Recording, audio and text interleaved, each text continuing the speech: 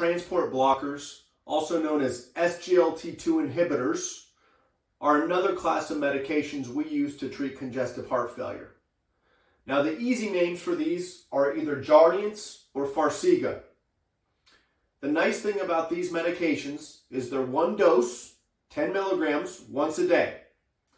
Now, these are interesting because these actually used to be diabetes medications.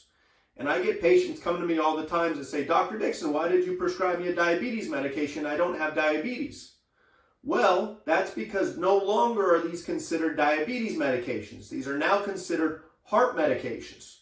Now, some patients with diabetes may already be on these, but the reasons they help hearts are for threefold.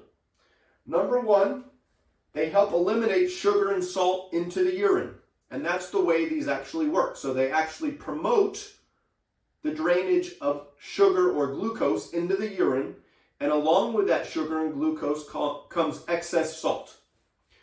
The second way is they actually help heart metabolism. And as we've mentioned, we're trying to build the heart up. So any benefit we can get from a metabolism side is welcomed. And finally, they help the kidneys.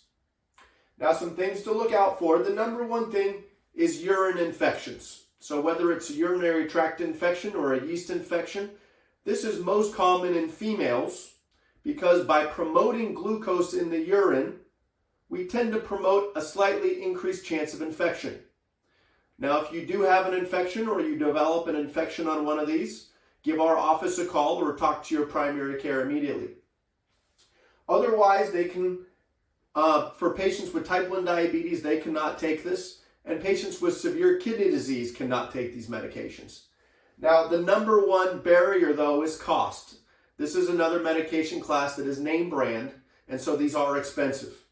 And as I mentioned earlier, please never let cost be the reason for stopping a medication. Let our clinic know because we have a variety of ways to help with the cost, whether that's through samples, patient assistance programs, copay cards, or government grants.